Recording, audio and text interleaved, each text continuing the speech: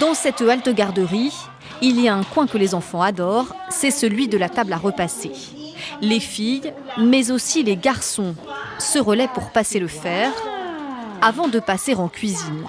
Et quand Yuva, bientôt 3 ans, s'amuse à préparer le repas, il prend son rôle très au sérieux.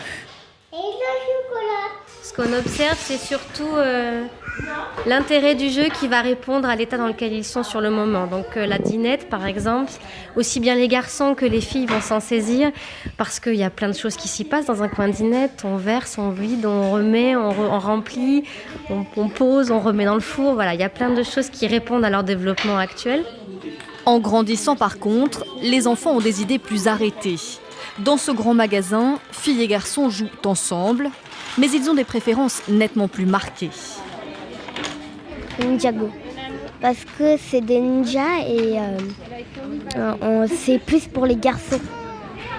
Les Lego Friends, j'aime un petit peu mieux.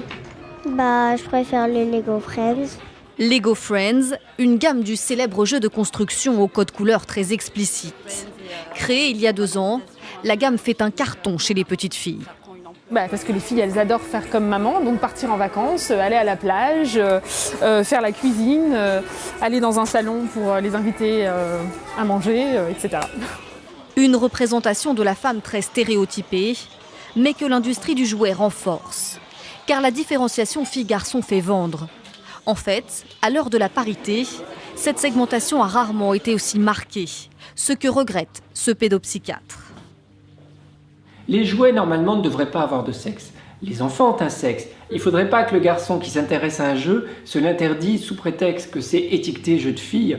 Et pareil, qu'une petite fille se l'interdise sous prétexte que c'est étiqueté jeu de garçon. C'est ça le problème, c'est que des enfants s'interdisent des choses. Et c'est dommage pour leur développement. Mais petit à petit, les choses commencent à changer. Lassés de l'hypersegmentation sexuelle des jouets, certains parents se sont mis à réclamer des jouets neutres. Alors, depuis quelques années, des gammes de jeux d'imitation destinés aux 2 sexes ont vu le jour chez certains distributeurs. Dans ce magasin, par exemple, dinettes, chariots de ménage et surtout aspirateurs débarrassés de la couleur rose font un tabac.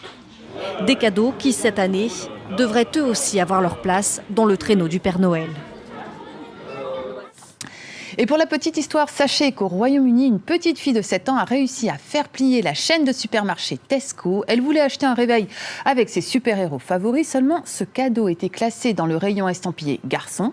La photo de son regard noir à côté de la pancarte a fait le tour des réseaux sociaux et finalement, l'enseigne s'est excusée, a reconnu que le jouet était aussi adapté aux filles et a demandé à tous ses magasins de retirer le panneau pour les garçons.